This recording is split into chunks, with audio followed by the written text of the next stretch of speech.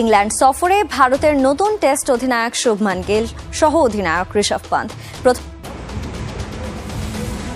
পারফরম্যান্সের ধারাবাহিকতা না থাকায় গেল মে মাসে টেস্ট ক্রিকেটকে বিদায় জানান এই ফরম্যাটে ভারতের সাবেক অধিনায়ক রোহিত শর্মা। এরপর থেকে শুরু হয় নানা গুঞ্জন, কার হাতে তুলে দেওয়া হবে ভারতের সাদা ক্রিকেটের অধিনায়কের দায়িত্ব।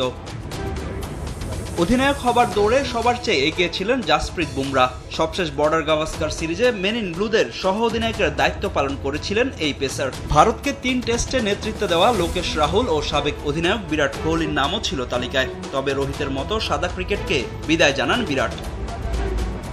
রোহিতের অবসরের পরই অধিনায়ক হিসেবে শুভমান গিলের নাম প্রকাশ করেছিল জনপ্রিয় ক্রিকেট ওয়েবসাইট ক্রিকইনফো। তাদের কথাই অবশেষে মিলে গেছে। এলিট ক্রিকেটে ভারতকে কখনো নেতৃত্ব না দিলেও টি-20 ফরম্যাটে দেশটির অধিনায়কের দায়িত্ব সামলেছেন গিল। জিম্বাবুয়ের বিপক্ষে সেই সিরিজে জয়ও তুলে নিয়েছিল টিম ইন্ডিয়া। এছাড়া আইপিএল এর ফ্র্যাঞ্চাইজি গুজরাট টাইটান্সের অধিনায়কের দায়িত্ব সামলাচ্ছেন এই ব্যাটার। দলকে নিয়ে গেছেন টুর্নামেন্টের প্লে অফে। দীর্ঘমেয়াদী পরিকল্পনার অংশ হিসেবে গিলকে দেওয়া হয়েছে অধিনায়কের দায়িত্ব। তার সঙ্গে সহ অধিনায়কের পদ সামলাবেন ঋষভ পন্ত। আর ওয়ার্কলোডের কথা মাথায় রেখে বুমরাকে অধিনায়কের দায়িত্ব দেওয়া হয়নি বলে জানিয়েছেন বিসিসিআইয়ের প্রধান নির্বাচক অজিত আগারকার। বুমরাহ অস্ট্রেলিয়ার বিপক্ষে নেতৃত্ব দিয়েছিল, কিন্তু ওকে সব টেস্ট ম্যাচে পাওয়া যাবে না। আমার মনে হয় সবার আগে বুমরাহকে খেলোয়াড় হিসেবে দেখতে চাই। বুমরাহ আমাদের জন্য গুরুত্বপূর্ণ খেলোয়াড়। ওর সুস্থ থাকা ও খেলোয়াড় হিসেবে খেলতে পারাটাও জরুরি।